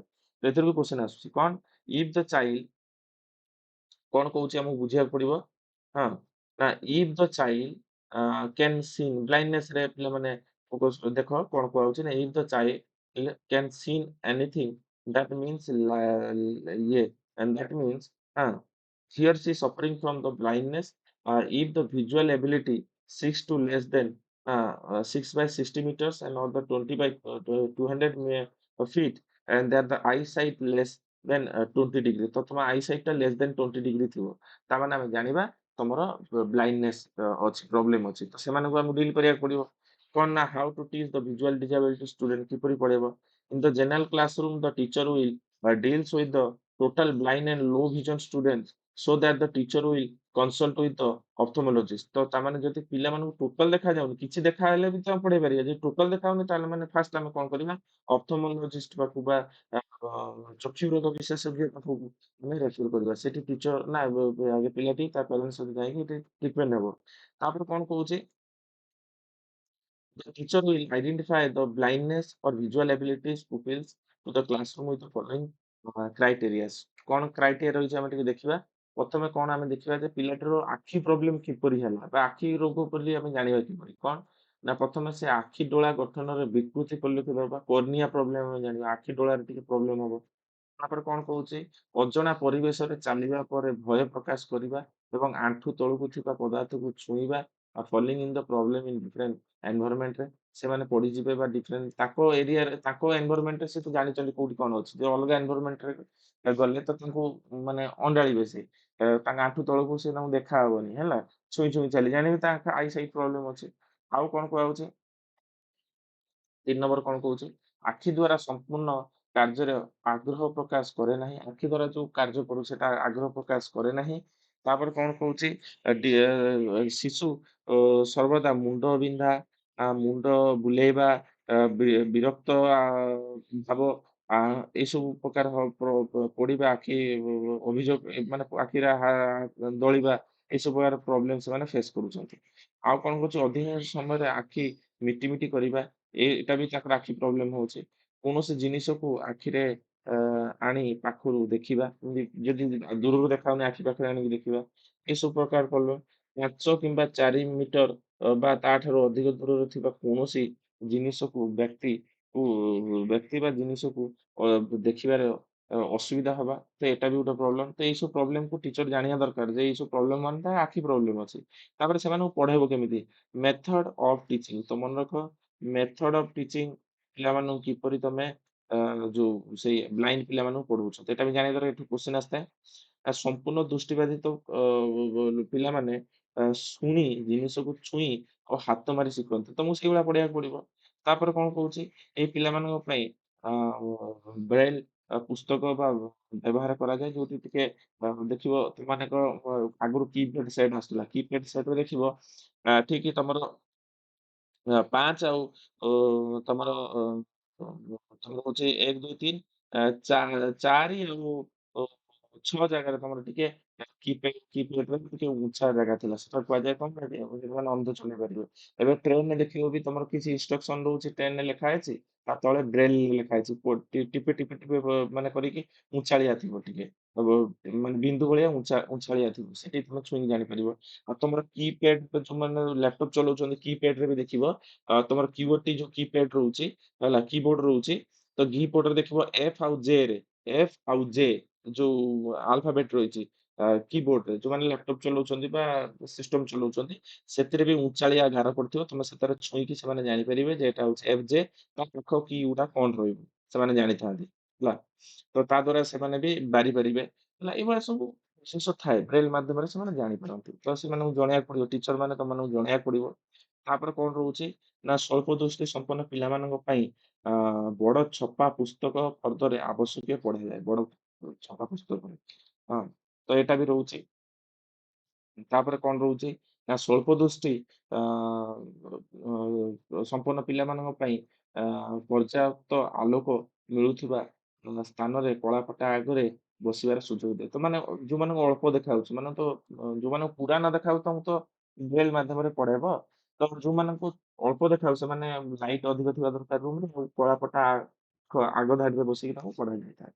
ତାପରେ ଶିକ୍ଷଣ ସାମଗ୍ରୀକୁ ଉପଯୁକ୍ତ ସ୍ଥାନରେ ସଂରକ୍ଷିତ କରି ରଖିବା ଉଚିତ, ଯାହାଦ୍ୱାରା ପିଲାମାନେ ସେ ସମ୍ପର୍କରେ ସ୍ପଷ୍ଟ ସୂଚନା ପାଇପାରିବେ। ତ ଏମିତି ଜାଗାରେ ଟିଏଲଏମ୍ ଗୁଡ଼ିକ ରଖିବା, ଟିଚିଂ ଲର୍ନିଂ ମେଟେରିଆଲ ଗୁଡାକ, ଯୋଉମାନେ ସେମାନେ ଜାଣିପାରିବେ ଯେ ଏଇ ମାଧ୍ୟମରେ ପଢୁଛନ୍ତି। ତାପରେ ବିଭିନ୍ନ ପ୍ରକାରର ଯୁକ୍ତ ପାଠ୍ୟକ୍ରମ ସାହାଯ୍ୟରେ ପାଠ ପଢାଯାଇଥାଏ। ତାଙ୍କୁ ଦେଖାଯାଏ ନା ବିଭିନ୍ନ ପ୍ରକାର ପାଠ୍ୟକ୍ରମରେ। ତାଙ୍କୁ ଶୁଣିବା, ତାଙ୍କୁ କହିବା, ତାଙ୍କୁ ଛୁଇଁକି ଏଇଭଳିଆ ପାଠ ପଢାଯାଇଥାଏ। ତାପରେ ଆସିଲା ହିୟରିଂ ଇମ୍ପେୟାର୍ଡ, ଯୋଉମାନେ ଶ୍ରବଣ ବାଧିତ, ସେମାନଙ୍କୁ ଆମେ କିପରି ପଢେଇବା? If a person cannot hear only 600 जो decibel sounds, ना sorry 60 decibel sounds, and that means the a person suffer from the hearing problem. And so in a general classroom on the basis inclusive term, teacher will play an important role to making the teaching learning process easier for the hearing impaired pupils. At the sensory motor stage, child learn things from the hearing different sounds of and যেমন ଜାଣିଛନ୍ତି session motor stage ଯୋଉଟା କି ପିଲାମାନେ 0 to ବା 3 year ଥାଆନ୍ତି, ସେମାନଙ୍କୁ ଶୁଣିକି ବେଶୀ ଜିନିଷ ମନେ ରଖନ୍ତି। and 12 to 14 month child will learn to talk 1 or 2 word। ସେମାନେ ଶୁଣିକି 1 or 2 word ମା ମା ଏମିତି ଡାକିବେ ହେଲା। but case of hearing impaired children it will more difficult to learn the things। ତାମାନେ ଶିଶୁଟି ଛୋଟ ଅବସ୍ଥାରେ ଶୁଣି ପାରୁନି, ବହୁତ ଶିଖିବାକୁ ପ୍ରୋବ୍ଲେମ ହେଇଥାଏ। ତ identify the hearing impaired student, କେମିତି ଆଇଡେଣ୍ଟିଫାଇ କରିବ? ପ୍ରଥମେ କଣ କହୁଛି, the pupil will not responding any teachers voice and activities କୁ ଯଦି ସେମାନେ ରେସ୍ପଣ୍ଡ କରୁନାହାନ୍ତି, ତାମାନେ ଆମେ ଜାଣିବା ସେମାନଙ୍କୁ ଶୁଭା ଯାଉନାହିଁ ହେଲା। ତାପରେ କଣ ହଉଛି ଆମେ ଜାଣିବା ନା ବିଭିନ୍ନ ପ୍ରକାର ଶବ୍ଦରେ ସାଧାରଣ ପ୍ରତିକ୍ରିୟା ପ୍ରକାଶ କରିନଥାଏ। ନାମ ଧରି ଡାକିଲେ ମଧ୍ୟ ସେ ଶୁଣି ନଥାଏ। ତ ତମେ ଯେତେବେଳେ ପିଲାକୁ ଡାକୁଛ ତା ନାଁରେ ସେ ଶୁଣି ରେସ୍ପଣ୍ଡ କରେନି, ତମେ ଜାଣିବା ତାକୁ ଭଲ ଭାବରେ ଶୁଭୁନାହିଁ। ପଛପଟୁ ଶବ୍ଦ କଲେ ମଧ୍ୟ ସେ ଶୁଣିପାରେ ନଥାଏ। ପଛପଟରୁ ଯଦି ପିଲାଟେ ବସିଛି ତା ପଛପଟରୁ ଶବ୍ଦ କରି ଶୁଣିପାରିବନି। ବକ୍ତାର ମୁହଁକୁ ବାରମ୍ବାର ଅନାଇଥାଏ। କାହିଁକିନା ତାଙ୍କର ଯିଏ କିଛି କହୁଛନ୍ତି ତା ମୁହଁକୁ ଅନେଇଥିବ। କାହିଁକିନା ତାଙ୍କ ଯୋଉ ଫେସିଆଲ ଏକ୍ସପ୍ରେସନ ମାଧ୍ୟମରେ ସେ ତାଙ୍କୁ ଜଜ୍ କରିବାକୁ ଚାହେଁ ଯେ ସେ କଣ କହୁଛନ୍ତି। ଆଉ ଓଷ୍ଠ ଚାଳନାକୁ ଅନୁସରଣ କରି ସେ କିଛି ଜାଣିବାକୁ ଚେଷ୍ଟା କରିଥାଏ। ଯିଏ ଯେତେବେଳେ କଣ କହୁଛନ୍ତି ତାଙ୍କ ଓଷ୍ଠ ଚାଳନା ତାଙ୍କ ଲିପ୍ ରିଡିଙ୍ଗକୁ ପଢିବା ପାଇଁ ସେମାନେ ଚାହାନ୍ତି। କାରଣ ସେମାନେ ସେ ବୁଝନ୍ତି। ତାପରେ କଣ କହୁଛନ୍ତି ଏଇ ମାଧ୍ୟମରେ ପିଲାମାନଙ୍କୁ ଆମେ ଶିଖେଇ ପାରିବା।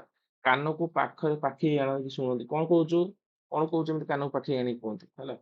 ତାପରେ ଆ ଶ୍ରୁତ ଲେଖିବା ସମୟରେ ଶୁଣିକି ଯୋଉ ଲେଖନ୍ତି ଶ୍ରୁତ ଲିଖନ କୁହାଯାଏ। ଶୁଣିକି ଯୋଉମାନେ ଲେଖନ୍ତି ସମୟରେ ପାଖ ପିଲା ପାଖରୁ ଦେଖିକରି ଲେଖନ୍ତି। ପାଖ ପିଲାଙ୍କ ପାଖରୁ ଦେଖି ତ ଟିଚର ଦେଖୁଛି ସେ ଶୁଭୁ ନାହିଁ ତାଙ୍କୁ ଆମେ ଡାକୁଛନ୍ତି ପାଖ ପିଲା ପାଖରେ ବସେଇଦବା ସେ ଲେଖୁଛି ସେ ସେଗୁଡା ଦେଖିକି ଲେଖିବେ। ତାପରେ କଣ ହଉଛି ନା କଥା କହିଲା ବେଳେ ଉଚ୍ଚାରଣ ଅସ୍ପଷ୍ଟ ହୋଇଥାଏ। ମାନେ ସେ କହିଲା ବେଳେ ମାନେ ଶୁଣିପାରେନି ନା ଭଲ ଭାବରେ ସେ ସ୍ପଷ୍ଟଟା ପ୍ରପର ପ୍ରୋନାଉନସିଏସନ ବି ସେ କରିପାରେନି। ଭାବ ପ୍ରକାଶ ବେଳେ ଅଙ୍ଗଭଙ୍ଗୀ ଠାର ଉପରେ ପିଲା ନିର୍ଭର କରିଥାଏ। ଯେତେବେଳେ ଆମେ କୌଣସି ଜିନିଷକୁ କବିତା ପଢୁଛନ୍ତି ଅଙ୍ଗଭଙ୍ଗୀ ଭାବରେ ସେମାନେ କଣ କରିଥାନ୍ତି ନା କୋଶ୍ଚିନ୍ ଟାକୁ ମାନେ ତମ ଏକ୍ସପ୍ଲେନେସନ ଟା ବୁଝିବେ। ହେଲା। ଏହି ପିଲାମାନଙ୍କ ପାଇଁ ଶ୍ରବଣ ବିଶେଷଜ୍ଞ ଅଡିଓଲୋଜିଷ୍ଟ ପାଖକୁ ପଠାଯାଇଥାଏ କାନର ପରୀକ୍ଷା କରାଯିବା ପାଇଁ। ତ ମନେ ରଖିଥିବ ଅଡିଓଲୋଜିଷ୍ଟ ଯୋଉ ଡକ୍ଟର ଅଛନ୍ତି ସେମାନେ କାନର ପରୀକ୍ଷା କରିବେ ଇଏନ୍ଟି ବିଭାଗରେ। ତାପରେ ଆସିଲା କଣ ଟିଚିଂ ଟେକ୍ନିକ ପିଲାମାନଙ୍କୁ ଆମେ କିପରି ପଢେଇବା। ଶ୍ରବଣ ବାଧିତ ପିଲାମାନଙ୍କୁ ଉପଯୁକ୍ତ ଶ୍ରବଣ ଯନ୍ତ୍ର ହିୟରିଂ ଏଡ୍ ବ୍ୟବହାର ମାଧ୍ୟମରେ ପଢେଇ ପାରିବା।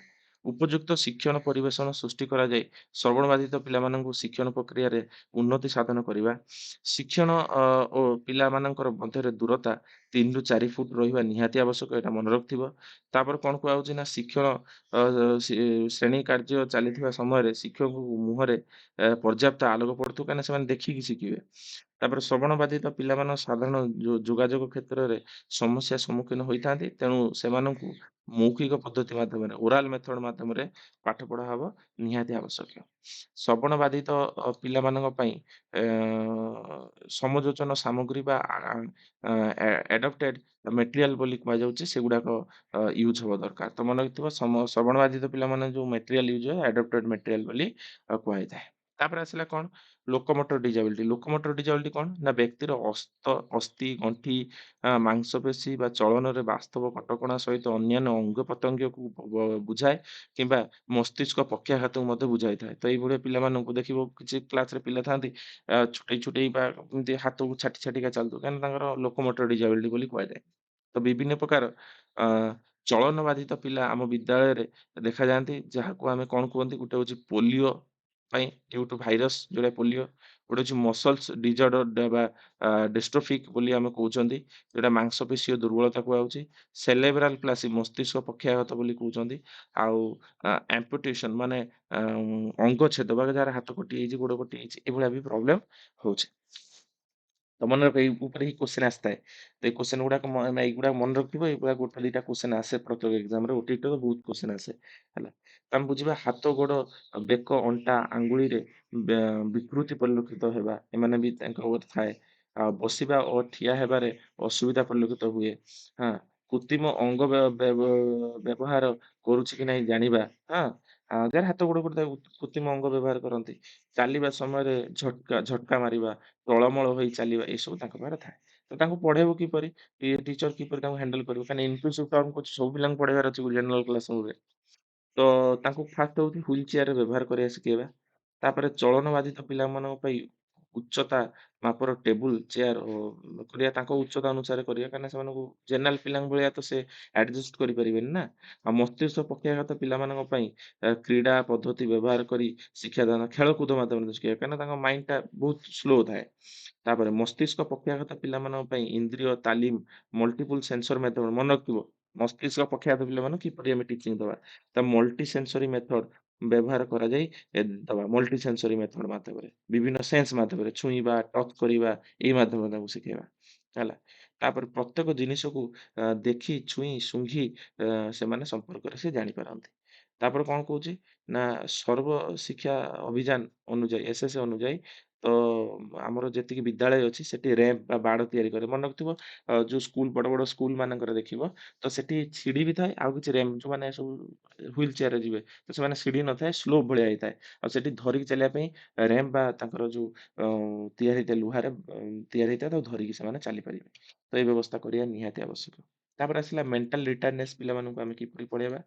ନା will identify the mental retardness student by the IQ level. ତାଙ୍କ ଆଇକ୍ୟୁ ଲେଭେଲ ବହୁତ ଦୁର୍ବଳ ଥିବ ଯଦି ଆମେ ଜାଣିବା ଯେ ସେମାନେ ହଉଛି mental problem. And those who have the IQ level below than 75, 75 ରୁ ବିଲୋ ରହୁଛି they are the known as the mental retard student. So teacher must have to identify the adaptive behavior ମାଧ୍ୟମରେ ପଢେଇବା। ତ ମେଣ୍ଟାଲ ପିଲାମାନଙ୍କୁ କେମିତି ପଢେଇବା? ନା ଆଡପ୍ଟିଭ behaviour. Mental ରିଟାର୍ଡନେସ୍ ପିଲା କେମିତି ଜାଣିବା? ଯାହାର ଆଇକ୍ୟୁ ହଉଛି 75 ତଳେ। କ୍ୱେଶ୍ଚନ ଆସିଥାଏ ମନେ ରଖ। If the 5 to 6 year children behaving like a 3 year ତାମାନେ 5 ରୁ 6 ବର୍ଷ ପିଲା ଯଦି 3 ବର୍ଷର ପିଲାଙ୍କ ଭଳିଆ ବିହେଭ୍ କରୁଛି, ଆମେ ଜାଣିବା ଯେ ସିଏ ହଉଛି କଣ ମେଣ୍ଟାଲ ପେସେଣ୍ଟ ବୋଲି ବା ମେଣ୍ଟାଲ ରିଟାର୍ଡନେସ୍ ବୋଲି। And this category student will not process their cognitive level according to the stages of development। ଯୋଉ stages of development ପଢିଥିଲେ ପିଆଜେଙ୍କର ହଉ ହଲକର ସେ ଅନୁସାରେ ସେମାନେ ପ୍ରପର ଷ୍ଟେଜରେ ତାଙ୍କ according to stage behavior କରିପାରନ୍ତିନି। ତାଙ୍କ ପୂର୍ବବର୍ତ୍ତୀ ବା ତାଙ୍କର ଯେମିତିକି 5 ବର୍ଷର ପିଲାଟେ 3 ବର୍ଷର ବିହେଭିୟର କରୁଛି ଏଇଟା ଜାଣିପାରିବା ଏଇଠୁ। They can't manage their the daily routine. Daily routine ସେମାନେ ମ୍ୟାନେଜ କରିପାରିବେନି ଭୁଲିଯିବେ ବହି ଆଣିବା ପାଇଁ ଖାତା ଆଣିବା ପାଇଁ ଖାଇବାକୁ ଭୁଲିଯିବେ। They are suffering from the salivation problem. ମନେ ରଖିଥିବ ତାଙ୍କ ପାଟିରୁ ସବୁବେଳେ ଲାଳ ବୋହୁଥାଏ। ତ ଯୋଉମାନେ ମେଣ୍ଟାଲ ପିଲାମାନଙ୍କ ପାଟିରୁ ସବୁବେଳେ ଲାଳ ବୋହୁଥିବ ହେଲା। ଏଟା ଗୋଟେ ପ୍ରୋବ୍ଲେମ ମନେ ରଖିଥିବ ଏଇଠୁ ଜାଣିଯିବ। ଟିଚିଂ ମେଥଡ ଆମେ ଜାଣିବା ଆମେ ପିଲାମାନଙ୍କୁ କିପରି ପଢେଇବା ସେଇ ପିଲାମାନଙ୍କୁ। In this situation the teacher will properly take care of them and they have to continue their the content part and limited the speed of time। limited speed ରେ ଆଉ continuously ତାଙ୍କୁ ବୁଝଉଥିବେ ହେଲା। ତାପରେ ଆମେ ଜାଣିବା କଣ? the teacher must have to one word, two word and show the pictures from the topic। Topic ରୁ picture ଦେଖିବାକୁ ପଡିବ। ତ ମନେ ରଖ ଇନଫ୍ୟୁସଟମରେ ଯୋଉ ଆମର କରିକୁଲମ ହେଇଛି ବହୁତ ପିକ୍ଚରିଆଲ ମେଥଡରେ ପିକ୍ଚର ଗୁଡାକ ବୁକରେ ଏଡ୍ କରାଯାଉଛି। ତାପରେ କଣ କୁହାଗଲା? In the maximum cases teacher use sign word, vocabulary of whole word ଏଗୁଡା ସବୁ ୟୁଜ କରାଯିବ ପିଲାମାନଙ୍କୁ ପଢେଇବା ପାଇଁ। ତାପରେ କଣ କହିବ? Teacher use oral writing method for teaching mental retardedness student and unique process and teacher must have to use the case of mental retardedness student is tracking dot method। tracking dot method ମାଧ୍ୟମରେ ପଢା ହବ ମନେ ରଖିଥିବ tracking dot method ମାଧ୍ୟମରେ। tracking ମାନେ joint of dot joint ମାନେ ତମେ ଦେଖିବ ପୁସ୍ତକରେ ଗୋଟେ କୁକୁରର ପିକ୍ଚର ଟାକୁ ଡଟ ଡଟ ଡଟ କରିଥିବେ ଡଟ ଟୁ ଜଏଣ୍ଟ କରି ସେମାନଙ୍କୁ ଶିଖାଯାଏ। ମାନେ ସେମାନେ ମାନସିକ ସ୍ତରରେ ବହୁତ ୱିକ୍ ଥାନ୍ତି डेवलप କରିବା ପାଇଁ। ତ ଟିଚର ପ୍ରିପେୟାର ଆନ୍ individual education plan and curricular time table for the mental retired student ପାଇଁ ଏଇଟା ପ୍ରିପେୟାର କରାଯାଇଥାଏ। ଏଟାକୁ ମନେ ରଖିଥିବ ହେଲା। ଲର୍ଣ୍ଣିଂ ଇମ୍ପେୟାର ଆଣ୍ଡ ଲର୍ଣ୍ଣିଂ ଡିଜାବିଲିଟି କଣ ଥାଏ ଏଟାକୁ ଆମେ ଜାଣିବା। ଏଠୁ ବି କ୍ୱେଶ୍ଚନ ଆସିଥାଏ ମନେ ରଖ। ନା a learner disability is a neurological condition which affect the brain. Brain କୁ ଆଫେକ୍ଟ କରିଥାଏ। Inability to send or receive process. ତ ସେଣ୍ଡ ଆଉ ରିସିଭ୍ ପ୍ରୋସେସ କରିପାରେନି information। and child with the learning disability may have difficult to reading, writing, speaking, listening, understanding mathematical concept ଏସବୁର problem ତାଙ୍କର ହୋଇଥାଏ। ତ ସେଗୁଡାକ ଆମେ ବୁଝିବା। affected area କଣ? ପ୍ରଥମେ ଆମେ ଜାଣିବା processing or interpreting of the sound in the brain. ବ୍ରେନରେ ସାଉଣ୍ଡ ଆଉ ପ୍ରୋସେସ କରିପାରନ୍ତି ନାହିଁ ସେଥିପାଇଁ କଣ ପ୍ରୋବ୍ଲେମ ହୁଏ ଆମେ ଜାଣିବା। difficult to making the sense of sound। Sound କୁ ବୁଝିପାରନ୍ତି ନାହିଁ। Problem with the blocking out the background sound. Background sound କୁ ବି ସେ ବ୍ଲକ୍ କରିପାରିବେନି। ବ୍ୟାକଗ୍ରାଉଣ୍ଡ ସାଉଣ୍ଡ କାନ ପଶିବ ସେଟାକୁ ଶୁଣୁଥିବେ ସେ ସବୁବେଳେ। ତାପରେ trouble to telling where the sound is coming. କୋଉଠୁ ଶବ୍ଦଟା ଆସୁଛି କହିପାରିବେନି। ଏଟା ହଉଛି learning disability problem neurological problem. Second ଦେଖିବା ନମ୍ବର ଅଫ ମ୍ୟାଥମେଟିକାଲ ସ୍କିଲ୍ କଣ? Difficulty in learning of the different facts of mathematics such as the calculation simple calculation. ତ 2 2 ଯା 4 ସେ ସେଇଟାକୁ କହିପାରୁନଥିବେ। ତ ବହୁତ ପ୍ରକାର ପ୍ରୋବ୍ଲେମ। ଦୁଇରେ ଦୁଇ ମିଶାଇଲେ କେତେ ହବ? ସେ 5 କରିଦଉଥିବେ। ଏଇ ପ୍ରୋବ୍ଲେମ କଣ? ତାପରେ problem with the counting. Counting ର ପ୍ରୋବ୍ଲେମ ହବ। And trouble with the facing the disability rules. Rules କୁ ବି ଫଲୋ କରିବାକୁ ପ୍ରୋବ୍ଲେମ ହବ ତାଙ୍କୁ। ତାପରେ ଲାଙ୍ଗୁଏଜ ପ୍ରୋସେସିଂ ସ୍କିଲ୍ କଣ? Difficult to sound understand. Sound କୁ ବୁଝିପାରିବ ନାହିଁ। ପ୍ରପର ରିଡିଂ କମ୍ପ୍ରେହେନସନ ପଢିପାରିବ ନାହିଁ। ପୁଅର ରିଡିଂ କମ୍ପ୍ରେହେନସନ ରହିବ। Problem with the verbal expression. କଥା କହିବାରେ ବି ତାଙ୍କର ପ୍ରୋବ୍ଲେମ ହଉଥିବ। ଥଙ୍ଗା ମାରୁଥିବେ। କଥା କହିପାରୁନଥିବେ ଭଲ ଭାବରେ। କୌଣସି ସେଣ୍ଟେନ୍ସ ଭଲ ଭାବରେ ପଢି ପାରୁନଥିବେ। ତାପରେ ଆସିଲା କଣ? Non verbal skill such as the motor skill, visual, spatial and social skill ରେ କଣ ପ୍ରୋବ୍ଲେମ ରହୁଛି? ନା difficulty in the interpreting the body language ବି ଇଣ୍ଟରପ୍ରିଟ କରିପାରନ୍ତିନି। ସେ ଜଣେ କଣ କୋଉ ଉଦ୍ଦେଶ୍ୟରେ ତମକୁ କଥାବାର୍ତ୍ତା କରୁଛନ୍ତି ବୁଝିପାରନ୍ତି ନାହିଁ ସେ ପିଲାମାନେ। ପୁଅର ମୋଟର କଣ୍ଡିସନ ତାଙ୍କର ଶାରୀରିକ ଯୋଉ ମାଂସପେଶୀ କାର୍ଯ୍ୟକଳାପ ବି ବହୁତ ପୁଅର ଥାଏ। ସାଇକେଲ ଚଲାଉଥିବେ ଗଳି ପଡିବେ। ହଁ, ଭଲ ହ୍ୟାଣ୍ଡ ରାଇଟିଂ ନଥିବ ସେମାନଙ୍କର ଏଇସବୁ problem. Trouble with the multi sensory instruction B problem ଥିବ। ସେମାନେ ଛୁଇଁକି ବା ଶୁଙ୍ଘିକି ଜାଣି ବି ପାରିବେନି ଯେ ଏଇଟା କଣ ବୋଲି ଏସବୁ ପ୍ରୋବ୍ଲେମ।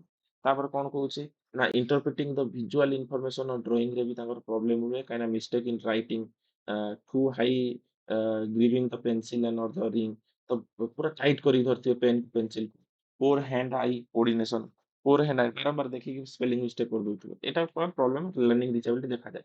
ଏଗୁଡ଼ା ମନେ ରଖିଥିବ ଏଗୁଡ଼ା ସବୁ କ୍ୱେଶ୍ଚନ ଆସେ। ତାପରେ ଆଇଲା କଣ କମନ ଟାଇପ ଅଫ ଲର୍ଣ୍ଣିଂ ଡିସେବିଲିଟି କିଛି ଡିସେବିଲିଟି ଅଛି କମନ ବୋଲି ଆମେ କହନ୍ତି ଏଇଟା କ୍ୱେଶ୍ଚନ ଆସେ ମନେ ରଖିଥିବ ପିଲାମାନେ। ଗୋଟେ ହଉଛି ଡିସଲେକ୍ସିଆ difficult of reading মনে রাখতো difficult of reading is called এই কোশ্চেন আসবে dyslexia problem in the reading and spelling and speaking ରେ ଯୋଉ ପ୍ରୋବ୍ଲେମ ହୁଏ ତାକୁ dyslexia କୁହାଯାଏ। ତାପରେ ଆସିଲା କଣ dyscalculia difficult with mathematical problem solving କଣ problem of doing math understanding time calculation money ଏସବୁ ଟଙ୍କା ଗଣିବାରେ ପ୍ରୋବ୍ଲେମ ହଉଥିବ କେତେଟା 27ଟା 500 ଟଙ୍କା ଯେ କେତେ ଏ, ହଜାର ହଉଛି ଏଟାକୁ ଜାଣିବା ଦରକାର। ହଁ ତ ଏଇଟା ସଙ୍ଗେ ସଙ୍ଗେ ସେମାନେ କାଲକୁଲେସନ କରିପାରିବେ ନାହିଁ ହେଲା। ଏ ପ୍ରକାର ପ୍ରୋବ୍ଲେମ ହଉଛି ତାପରେ ହଉଛି dysgraphia difficulty with the writing problem with the legible handwriting କରିପାରିବ ସ୍ପେଲିଂ ମିଷ୍ଟେକ୍ କରୁଥିବ ଏସବୁ ପ୍ରୋବ୍ଲେମ ହଉଥିବ। ତାପରେ ହେଲା dyspraxia difficulty with find the motor skill ଯୋଉଟା ପ୍ରୋବ୍ଲେମ ହବ motor with hand eye coordination balance ରେ ପ୍ରୋବ୍ଲେମ ହବ ଏଟା କ୍ୱେଶ୍ଚନ ଆସିଥାଏ ହେଲା। ଅଡିଟରୀ ପ୍ରୋସେସିଂ ଡିଜର୍ଡର କଣ ଡିଫିକଲ୍ଟ ଟୁ ହିୟରିଂ ପ୍ରୋବ୍ଲେମ ରେ ଯେ ଥାଏ ଯୋଉମାନେ problem with the reading comprehension with the proper pronunciation problem ଥିବ। ତାପରେ ହେଲା ଡିସ୍ପାସିଆ ମନେ ରଖୁଥିବ ଡିସ୍ପାସିଆ ବା ଆପସିଆ ତାକୁ ମନେ ରଖିଥିବ क्वेश्चन आसे डिफिकल्टी इन द लैंग्वेज एटा सिटी टू ओटीटी रे बहुत क्वेश्चन आस्ता है difficulty to understand the spoken language पोर स्पोकन लैंग्वेज टा पूरा पोर थी एटाई प्रॉब्लम हुए। तापर कोन आसिला visual processing disorder कौन ना difficulty to interpreting the visual information भी problem हो।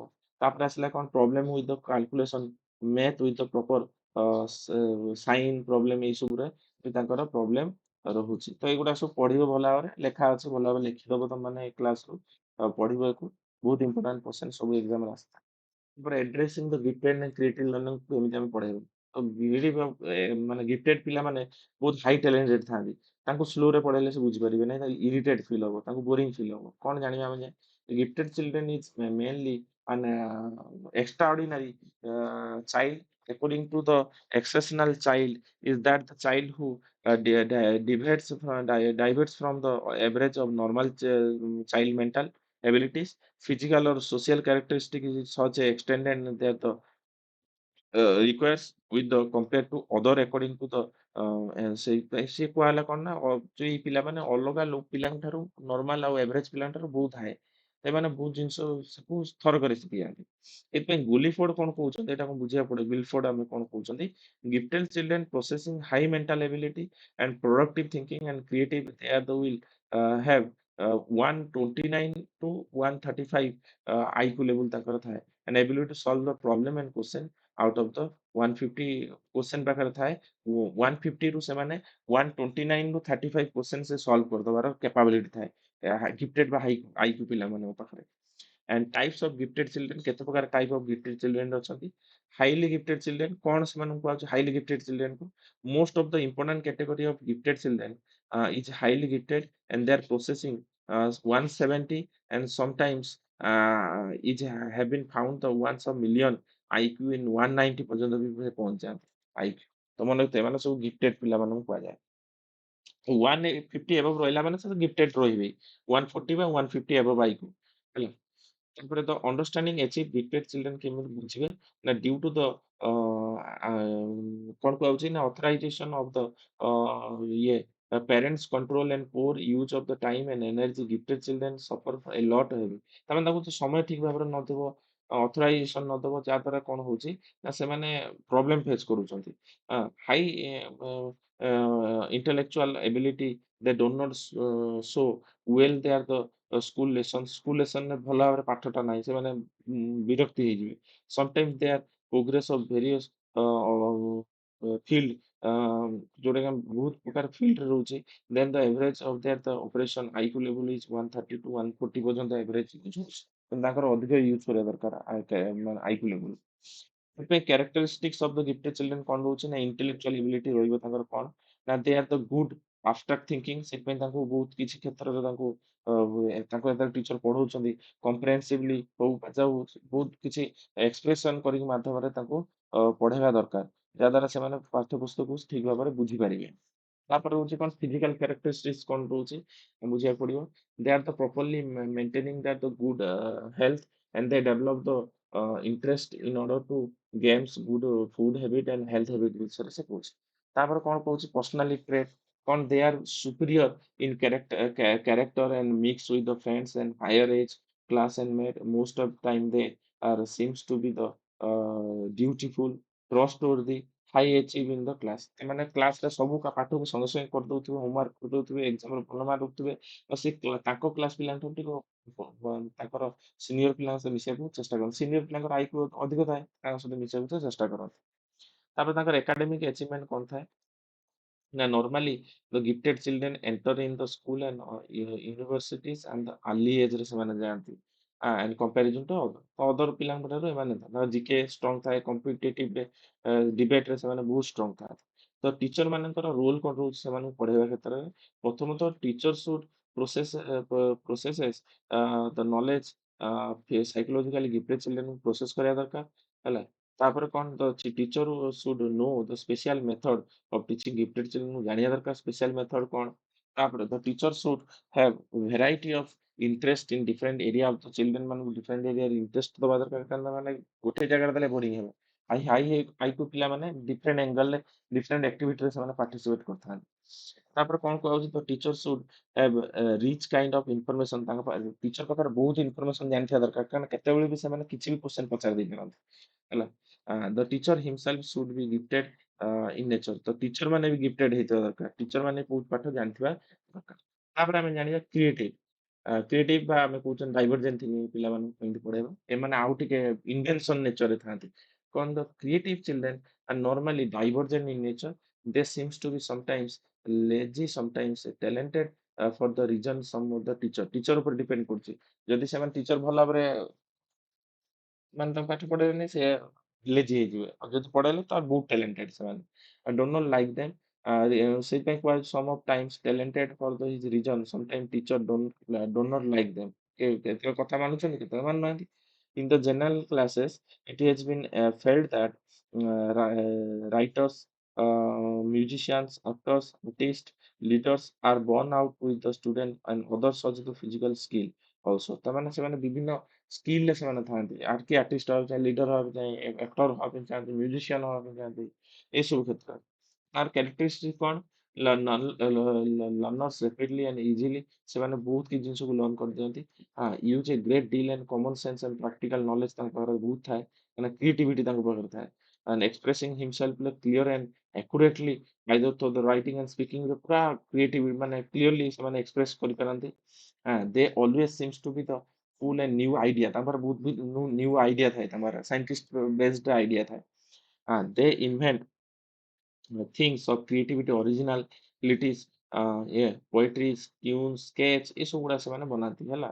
ଆର୍ଟ କରିଦେବେ, ଗୋଟେ କବିତା ଲେଖିଦେବେ, ଏସବୁ ମାନଙ୍କ ପାଖରେ କ୍ରିଏଟିଭିଟି ଥାଏ। ତ ତାପରେ ଆସିଲା କଣ ନା slow learner and backward child. ସେମାନଙ୍କୁ ପାଠ ପଢେଇବାର ଅଛି ପିଲାମାନେ ଜାଣିବା ଦରକାର ସେମାନେ କିପରି ପାଠ ପଢିବେ। ତ backward child is also called the slow learner. The child is unable to copy with the routine work normally expected his or the age group and rate of the learner is based on the identifying the slow learner. ସେମାନେ slow learner ଥାନ୍ତି, ସେଥିପାଇଁ ତାଙ୍କୁ ବହୁତ problem ହୋଇଥାଏ। ତ ତାଙ୍କ ପାଖରେ characteristics କଣ ଥାଏ ଆମକୁ ଜାଣିବାକୁ ପଡିବ। They have limited cognitive capacity. ବୈଦିକ ଦୃଷ୍ଟିରୁ ମେଣ୍ଟାଲ ଏବିଲିଟି ଦୃଷ୍ଟିରୁ ସେମାନେ ବହୁତ କମଜୋର ଥାନ୍ତି। ରେସନାଲ ଥିଙ୍କିଂ ବିଚାରବନ୍ତ ତାଙ୍କର ଇଜ ଇମ୍ପସିବୁଲ। ମାନେ ବିଚାର କରିକି ଗୋଟେ କାମ କରିବେ ସେଟା ତାଙ୍କ ପାଖରେ ନଥାଏ। ସବୁବେଳେ ଅଲଗା ଅଲଗା ପିଲାଙ୍କ ବା ତାଙ୍କ ଗୁରୁଜନ ମାନଙ୍କ ଡିସିଜନ ଉପରେ ସେ ଡିପେଣ୍ଡ ଥାନ୍ତି। They have capacity for the rote learning. ସେମାନେ ଘୋଷିକି ମନେ ରଖିବେ। ମିନିଂଫୁଲ ଲର୍ଣ୍ଣିଂ ସେମାନେ କରିପାରିବେ ନାହିଁ। They have poor memory. ଆଜି ମନେ ରଖିବେ କାଲି ଭୁଲିଯିବେ, ଏମିତି ପରିସ୍ଥିତି। ଦେ ଆର୍ ଡିଷ୍ଟ୍ରାକ୍ଟିଭ ଅ, ତାପରେ କଣ ଲେସ୍ କନସେନଟ୍ରେସନ କ୍ଲାସରୁମରେ ସେମାନେ କନସେନଟ୍ରେସନ କରିପାରନ୍ତି ନାହିଁ। ସେଥିପାଇଁ ସେ ପାଠ ଗୁଡା ବୁଝିପାରନ୍ତି ନାହିଁ। They have inability to express the language, ଲାଙ୍ଗୁଏଜରେ ସେ ପରିପ୍ରକାଶ କରିପାରନ୍ତି ନାହିଁ। ତ କଜ୍ ଅଫ୍ ସ୍ଲୋ ଲର୍ଣ୍ଣିଂ ର କଣ କଣ ନା ଏଜୁକେଶନାଲ ଫ୍ୟାକ୍ଟର ରହୁଛି। କଣ ରହୁଛି ନା inappropriate teaching method, unskilled and inefficient training teacher ମାନେ ଥାନ୍ତି। ତାପରେ କଣ ଥାଏ ନା ସାଇକୋଲୋଜିକାଲ ଫ୍ୟାକ୍ଟର ଥାଏ। କଣ ନା ଲେକ୍ ଅଫ ପରସେପସନ, ସେମାନେ କୌଣସି ଜିନିଷ ବୁଝିପାରନ୍ତି ନାହିଁ ହେଲା। ତାପରେ କଣ ଥାଏ lack of conceptualization, lack of motivation ସେମାନଙ୍କ ପାଖରେ କମ ଥାଏ। ତାପରେ କଣ କୁହାଯାଉଛି ଏନଭାୟରମେଣ୍ଟାଲ ଫ୍ୟାକ୍ଟର ବି ଥାଏ। ତାଙ୍କ ଘର, ତାଙ୍କ କ୍ଲାସ ରୁମ ଯୋଉ ସୁବିଧା ନଥିବ ହେଲା। ତାପରେ ଫିଜିଓଲୋଜିକାଲ ଫ୍ୟାକ୍ଟର ଯୋଉଟା କି ହଉଛି ଖାଦ୍ୟ, ବସ୍ତ୍ର ସମ୍ବନ୍ଧୀୟ ପ୍ରୋବ୍ଲେମ ଥାଏ। ଏଗୁଡାକ ବି ତାଙ୍କର ବହୁତ ପ୍ରୋବ୍ଲେମ ଥାଏ ହେଲା। ବ୍ରେନ ଇଞ୍ଜରୀ ଏଗୁଡା ସବୁ ଥାଏ। ତାପରେ ଜିନେଟିକ ଫ୍ୟାକ୍ଟର ବି ସେମାନଙ୍କର ପ୍ରୋବ୍ଲେମ ଥାଏ। ଏଇ ମାଧ୍ୟମରେ ପିଲାମାନେ ପଢିପାରିବେ। ତାପରେ ଏଜୁକେସନ ରାଇଟ୍ ଆଣ୍ଡ ଲ ଯୋଉଟାକି ଆମେ କହୁଛନ୍ତି ଏଜୁକେସନାଲ ରାଇଟ୍ ଆଣ୍ଡ ଲ ଆମେ କହୁଛନ୍ତି ଯେ ପିଲାମାନେ ଡିଜେବିଲିଟି କେତେ ଥାଏ ନା 2009 ଅନୁସାରେ ପିଲାମାନଙ୍କୁ ଫ୍ରି ଆଣ୍ଡ କମ୍ପଲସରି ଦିଆଯାଉଛି ଏଜୁକେସନ ମନେ ରଖିଥିବ। 2092 ରେ ତାଙ୍କ ରିହାବିଲିଟେସନ କାଉନସିଲ ପ୍ରୋଗ୍ରାମ ଅନୁଯାୟୀ ତାଙ୍କୁ ଦିଆଯାଉଛି। ତାପରେ ହଉଛି କଣ ନା ପିଲାମାନଙ୍କୁ ପ୍ରୋଟେକ୍ସନ ରାଇଟ୍ ଫୁଲ ପାର୍ଟିସିପେସନ ଇକ୍ୱାଲ ଅପରଚୁନିଟି ଆକ୍ଟ 1995 ଅନୁସାରେ ତାଙ୍କୁ ସୁବିଧା ଦିଆଯାଉଛି। Right of personal with the disability act ଯୋଉଟା 2016 ରେ ଆସିଥିଲା ଏଟାକୁ ମନେ ରଖିଥିବ ତମମାନେ, ଏଟା ବହୁତ ଇମ୍ପୋର୍ଟାଣ୍ଟ ହେଲା। ତାପରେ ଯୋଉଟା 1999 ରେ national trust for the welfare and person autism cerebral palsy mental retardness ଏ ସବୁ ଆସିଥିଲା, ଆକ୍ଟ ଗୁଡାକ ଆସିଥିଲା। National policy for personal and disability act 2006 ରେ ଆସିଥିଲା ଯୋଉଟା implemented by the school and mass education ଦ୍ୱାରା ହେଇଥିଲା। ତାପରେ କୁହାଯାଉଛି inclusive education for the disability act secondary ଷ୍ଟେଜରେ ଆସିଥିଲା ଯୋଉଟା କି କେବେ ଇମ୍ପ୍ଲିମେଣ୍ଟେଡ ହେଇଥିଲା ନା 1/4 ଯୋଉଟା ଆମେ କହୁଛନ୍ତି କଣ ନା 1/4/2009 ରେ ଯୋଉଟା ଆସିଥିଲା। ଆଉ ସର୍ବଶିକ୍ଷା ଅଭିଯାନ ଆସିଥିଲା କେବେ ଆମେ ଜାଣିଛନ୍ତି 2001 ରେ ଇଣ୍ଟ୍ରୋଡ୍ୟୁସ ହେଇଥିଲା। ତ ଏଇଗୁଡାକ ଥିଲା ତମର ଆଜିକାର କ୍ଲାସ। ତ ପିଲାମାନେ ଆଶା କରୁଛି ବୁଝିପାରିଥିବ। ଏଇ କ୍ଲାସ ରେ ତମେ ମାନେ ଏଇ ଗୁଡାକ ଲେଖ ମେଟେରିଆଲ ଗୁଡାକ ନ ଲେଖିଲେ ମନେ ତ ରହିବନି ହେଲା। ତ ବୁଝିପାରୁଥିବ ବାରମ୍ବାର କ୍ଲାସକୁ ଦେଖ, ବୁଝ, ସମ୍ପୂର୍ଣ୍ଣ ଭାବେ କ୍ଲାସକୁ ଦେଖ, ସ୍କିପ୍ କର ନାହିଁ ନହେଲେ ବୁଝିପାରିବ ନାହିଁ। ବହୁତ ଇମ୍ପୋର୍ଟାଣ୍ଟ କ୍ଲାସ, କ୍ୱେଶ୍ଚନ ବହୁତ ଆସିଥାଏ। ତ ଆଜିକା ପାଇଁ ଏତିକି, ଧନ୍ୟବାଦ ସମସ୍ତଙ୍କୁ।